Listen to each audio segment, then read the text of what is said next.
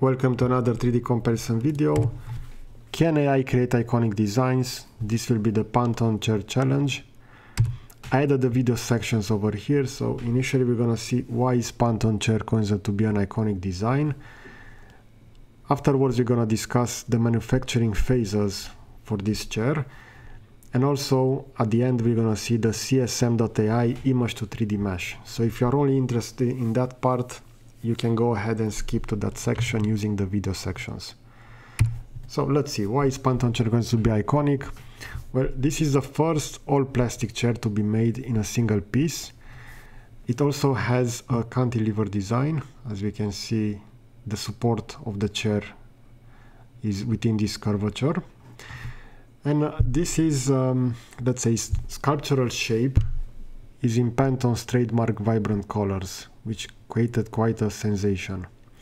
But however, we're gonna see that the costly and most importantly the complex manufacturing process made it impossible to keep up with the market demand until the 90s.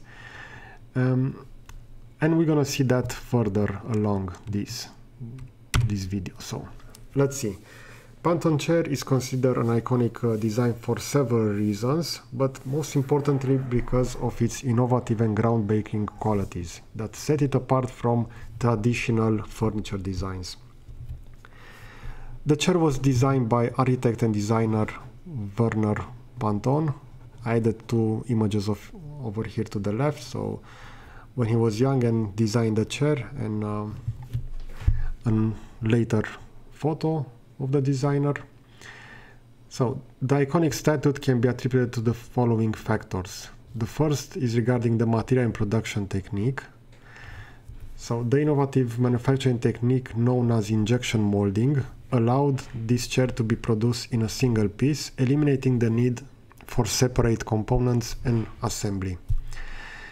And as I said before, this was a radical departure from traditional furniture manufacturing methods at that time, in the 60s. I added over here also a photo from a video. We're gonna see the reference video further along this presentation, and we see the injection molding of the modern Pantone chair over there. So let's see, some other considerations are regarding the sculptural aesthetics of the chair. So the chair's curvaceous and organic form was inspired by the fluid shape of the human body and nature. And over here I added from Vitra website, there are some sketches of the original Pantone chair. So we see various sketches of this. And it has a smooth flowing lines that create a visual, striking and sculptural appearance, which sets apart this design from other conventional, also known as rigid designs. The chair was also designed at a time when popularity and influence was heavily influenced by the swinging 60s and also the space age. And the chair was also following that direction with its bold and vibrant colors such as red, orange and blue to capture that era. I also added over here the space age design, and over here we see a different design created by Pantone. So this is called the Living Tower. If you want to, you can find additional information regarding this directly on the Vitra website. So we see the design from that period. Okay, so let's move along. Another important aspect regarding the chair is the functional innovation. So apart from its aesthetical appeal, the Pantone chair was very functional. Since it was made from only a single piece of plastic, it was also lightweight, and also the shape was stackable. So as we can see over here, there are 3 chairs stacked together.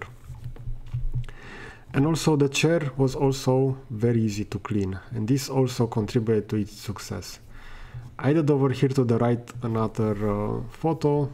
This is from a YouTube video, Otto Fanatic, where he does restoration. So it's similar to, let's say, car detailing, but applied on industrial products such as the Pantone chair.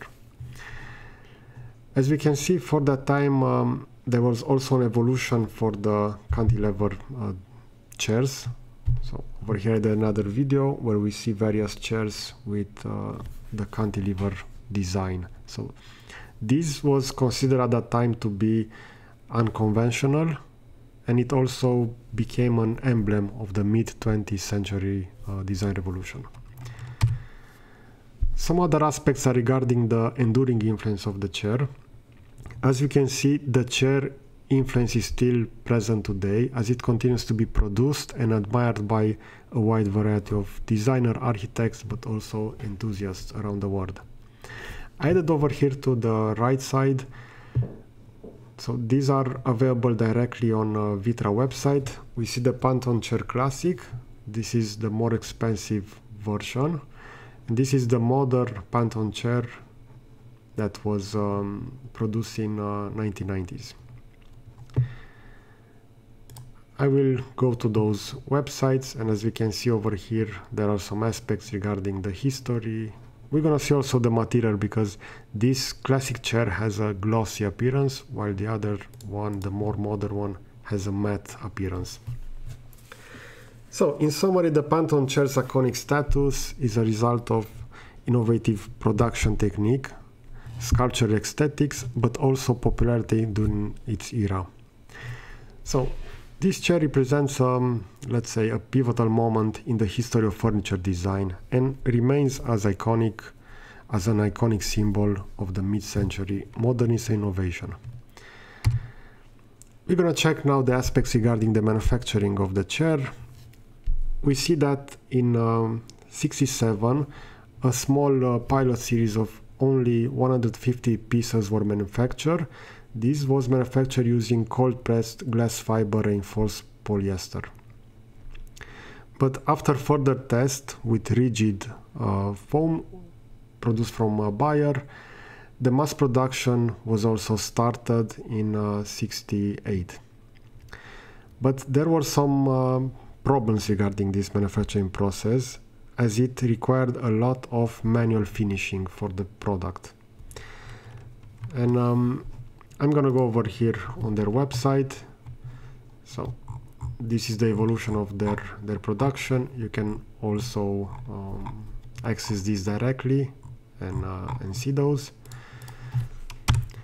So Werner and Vitra, the company that manufactured the chair, were not completely satisfied with the status quo and continued to search for better alternative for the material.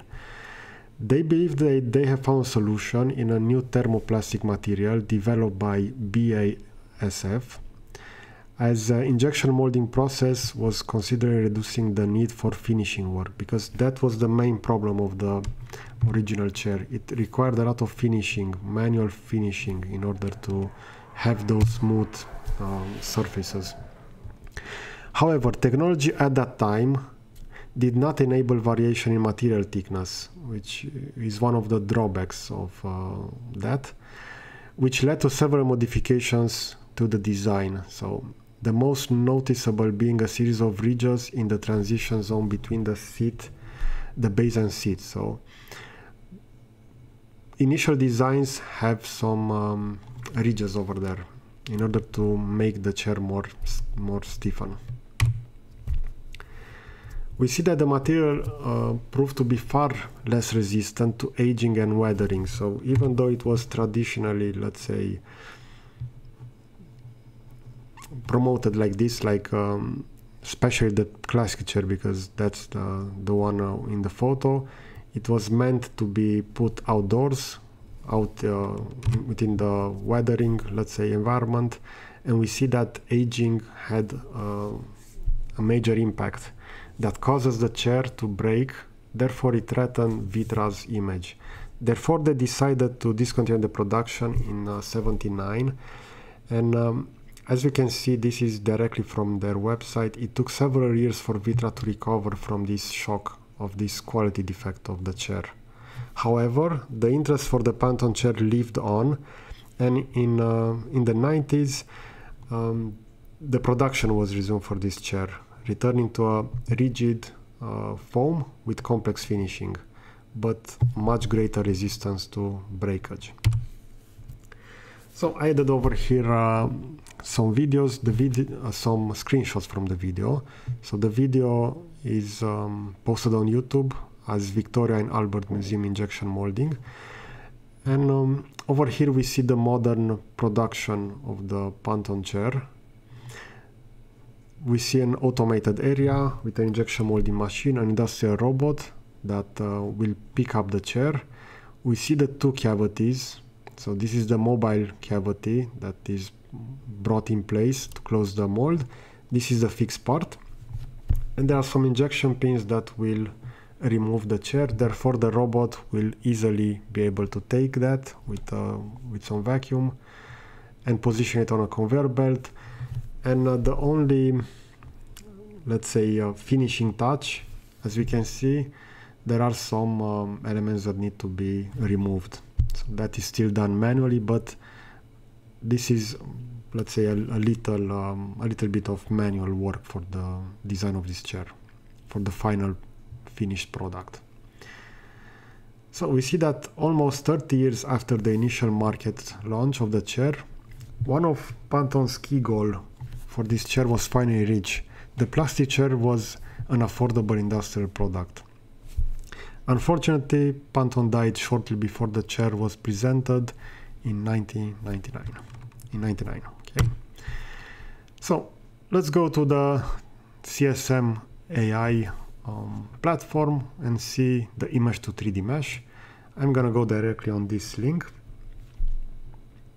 I see that this is considered to be okay. I will just go directly on the platform. I'm already logged over here. I will just refresh this, and we're gonna see that I uploaded multiple photos. So I chosen the black chair for this, and let's analyze all of those. We see that this is the reference image. The software tried to remove some of the shadows, so the initial image didn't have those outlines. And we see that from this perspective, the chair, let's say, looks quite similar. We see that at the bottom, the AI platform tried to create that section, so this is completely not according to the design. I will also download these meshes to better analyze them along with the original design. So I will export this as a GLB file, and I will also check the others. So that was one attempt from that perspective, from the side. This is from, let's say, a top view. And we see that the AI platform created something completely different for this one, but this is not at all as the intended design. Let's check the other. So this is similar to that perspective, but it's focused on the back of the chair. As we can see, this is the form defined by the AI. I will download this. And there's also one more sample, which is this one. As we can see, this is a proposed shape of the AI platform. So over here it also struggled with the texture. We have a lot of white, which was for the background, but is still present on the chair. So we see that the designs are not that close to the original design. So let's see. I'm gonna go for the chair directly on their website, because we have the possibility to download that chair. So I'm gonna go and search over here, search for Panton chair. I'm gonna go for the modern version, not the classic one. They also have a junior version. And we're gonna see at the bottom, we have the possibility to see the color options for this one. But what is important now is this section regarding CAD computer-aided design data. And in order to analyze the model, I will download the FBX file over here. We see that this is the archive. I will unzip that from there, we see these are the meshes created by the AI, and this is the FBX from their web page. As for the dimension of the chair, we see the height of the chair, so 860 millimeters. Therefore, I will jump within Blender and I will have those imported. So I'll go to File, Import.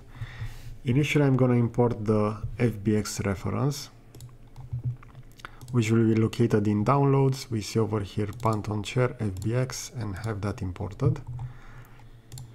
And afterwards, I will import those models created by the AI. So the GLB files as downloads, it will be these 4 meshes. So have those imported as well. I will delete the base cube and I will also apply texture over here. So let's see, this is the initial design. I will move them like this. I will slightly move them on Z and afterwards on X. I can delete that.